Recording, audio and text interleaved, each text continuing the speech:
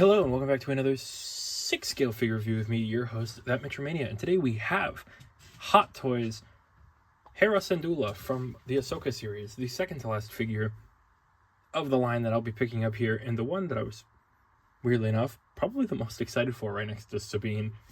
Again, Ghost Crew, avid Rebels fan right here, so to be able to have the Ghost Crew in a 6-scale format is dream come true.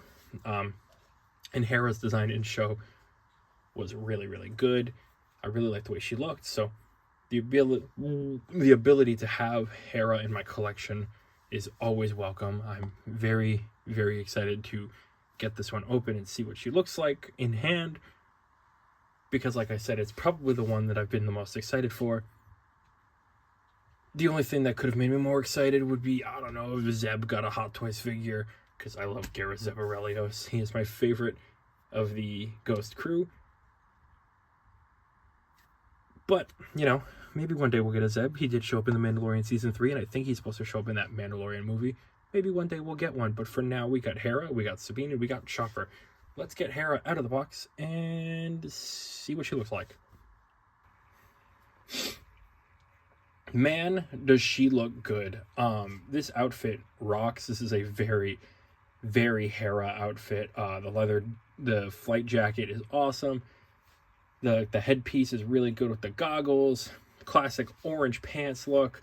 This is as good as it gets for like a translation from animation to show. I think they did a stellar job in the show costume department, and I think Hot Toys did a fantastic job of translating this from that. You know, a few things here or there that aren't perfect per se, but for the most part, I think this is really good look. I think she looks fantastic from an initial standpoint, and I cannot wait to see the rest of the Ghost Crew together, at least the half that we do have. And hopefully, maybe we get the rest at some point. Hot Toys has been doing a lot of random Star Wars stuff recently, so I would love to see the rest of the Ghost Crew make an appearance. But for now, let's get Hera off of the spinning turntable, and let's see what she comes with. So, Hera comes with pretty minimal accessories, but she didn't have too much. You know, she's the pilot. The only accessory you'd ever want for her to have is the Ghost, and you can't really get that in 6-scale, unfortunately. So, we just have to settle with the few things she does come with.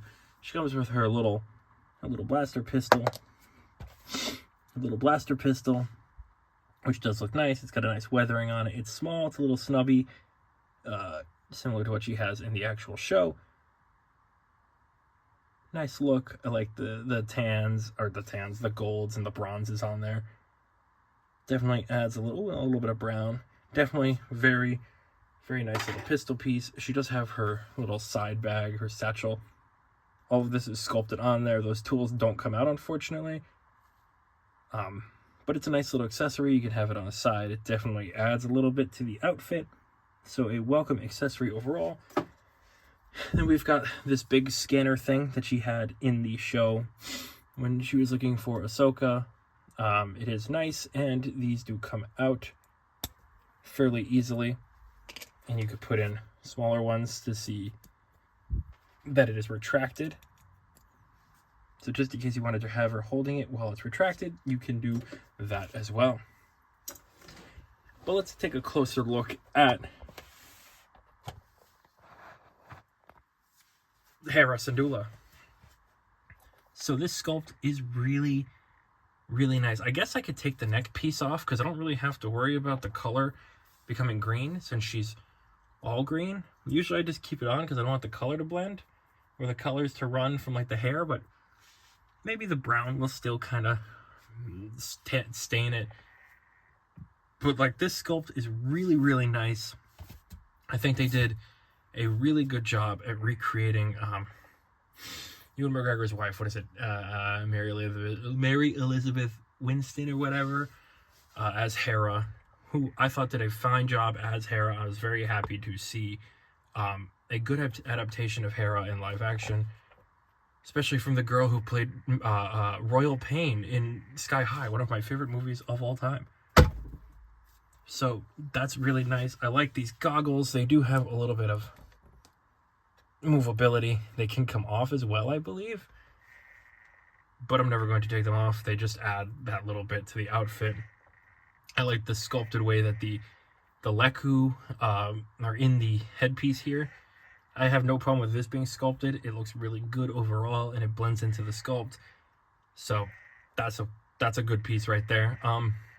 The coloring on the Leku is pretty good. A little light, but still really nice. You can see exactly what it looks like. We got those cool circles, and it has all like the skin wrinkle lines. So it comes together really, really nicely. Very crisp, bright eyes, and nice little blushing there. So it does look really good. I love the sculpt. I think it is really, really nice, and I'm glad to see Hera getting represented a bit more, because I absolutely love her in Rebels. It was great to see her in the Bad Batch, and it's great to see her in Ahsoka. We'll love to see her in more. Just a matter of waiting to see if it happens. Probably Ahsoka season 2, maybe the Mandalorian. She was in Star Wars Squadrons as well, I believe. Always awesome to see her. You know, one of the generals of the rebellion now. And she's got this beautiful flight jacket. This leather jacket with that classic, the heavy fur collar. Absolutely love it. It is very, very smart design there. She's got a patch on this side. You can see she's got the Rebellion Firehawk on the other side. A little hard to tell what it is. You can see the outlines and indents, but on the camera it doesn't come up as well. You can see she's got her general plaque, so you can tell which rank she is in the Rebellion. And we do have some design on the back, which I'm not quite sure what I'm looking at. Like, I feel like I'm putting something together here, but it's not quite telling me what it is at the same time. But it's a nice design. I'll figure out what it's supposed to be later. But the leather jacket is really cool. I can't really tell if it's real leather or faux leather, which I guess is a good thing. Maybe the instructions will tell me. I'm reading the instructions.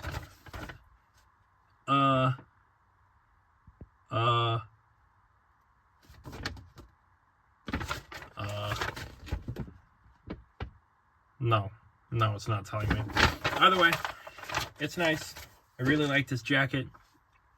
The undershirt is really nice. You can take the jacket off and have her with just the undershirt, but I don't know why you would, because the jacket is just so good.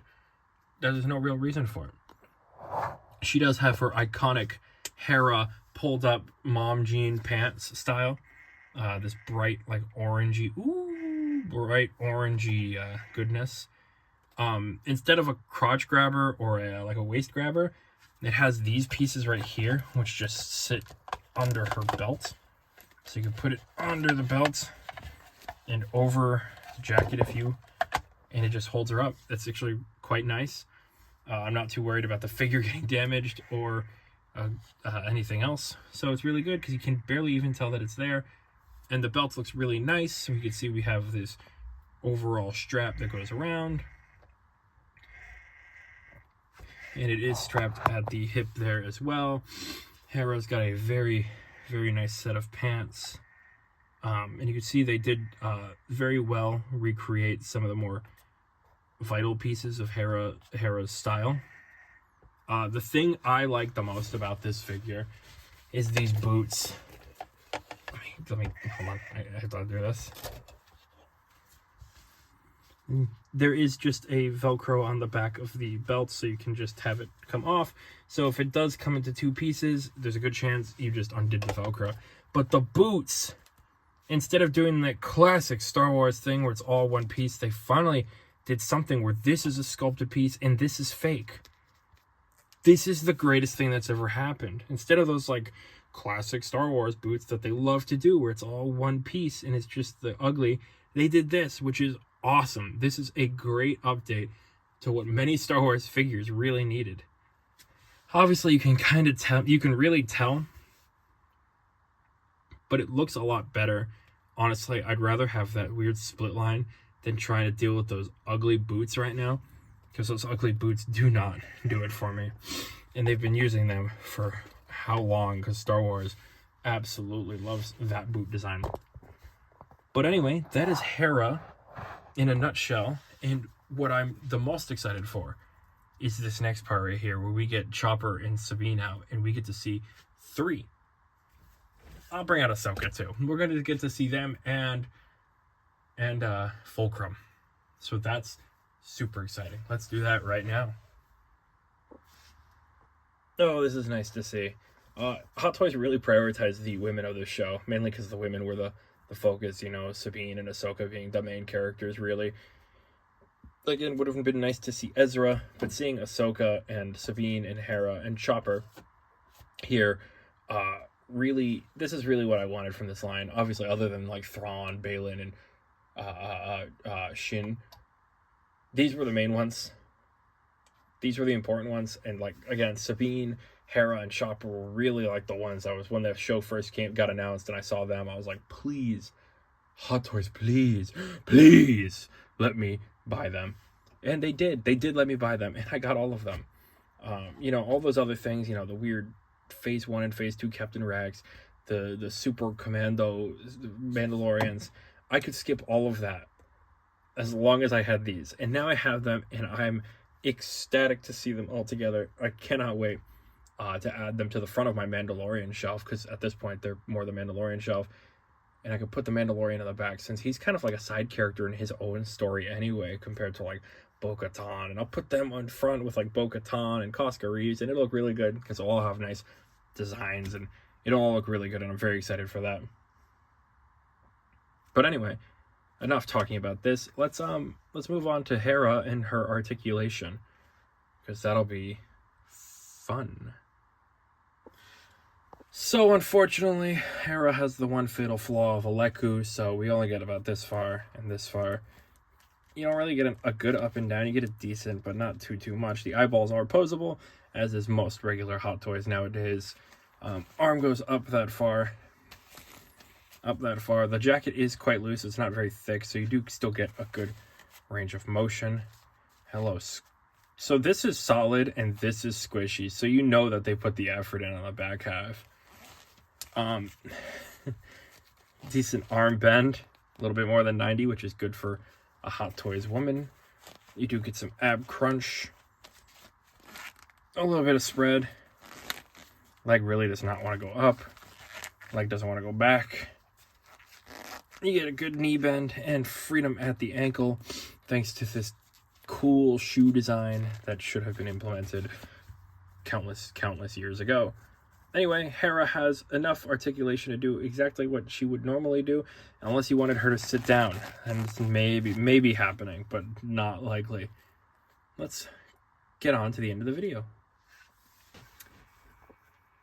I remember when the Hera first got teased with the Chopper going up for pre-order, and I was like, if Hot Toys doesn't make this, I'm gonna freak out.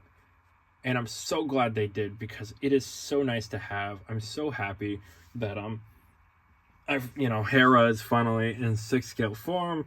Again, love the Ghost Crew and the Rebel series. So having any representation of Rebels and a continuation of Rebels and Ahsoka even is always welcome to me. Very solid representation here of Hera as well. It could have, it was a little iffy at times, but still I think Hera was one of the characters that they really nailed the transition from animation to live action. It looks like Hera. They did an excellent job. They did a good job of adapting the character. They did a good job of giving this character a really nice outfit. And I gotta praise them all around. And I gotta praise Hot Toys for putting the effort in to make this look as good as it does, because it does look fantastic. It's stellar. Some of these Ahsoka figures have been really good. The Ahsoka has been really good. The Sabine is really good. All like the weird main characters have been really good. Thrawn was really good. I don't know about those side ones, but for the most part, they're all really, really nice figures. The only thing I wish is that like Shin and like Sabine got rooted hair options, because I think Sabine with rooted hair would look really good, but I think this was still early artisan stuff, so nothing you could do about that one. If you've picked up this figure or any of the figures from the Ahsoka line, feel free to let me know which ones, because I mean, there's been a lot. The Ahsoka line got a lot of figures. Which ones have you picked up? Did you pick up just, you know, main character, side characters, Captain Rex? What have you... that weird Anakin? I did not like that weird Anakin. I couldn't get behind the face. It was too specific. It couldn't have worked with a lot of things. And it never did it for me. So I couldn't see myself owning it, especially because I already have the other Clone Wars Anakin, which works fine for me. But if you picked up anything from Ahsoka, or any Ahsoka-related merchandise, or even anything Rebels-related, let me know what do you got, who do you got, where do you got, why do you got, what's your social security number? Because, you know, I absolutely love the Ahsoka. As much as the Ahsoka show, I was hit or miss at times, but I really liked what they did with some of these characters. I loved seeing Thrawn again, because he's my favorite Star Wars character. Thrawn is absolutely fantastic. And I like seeing all these guys again, and I hope to see them again soon.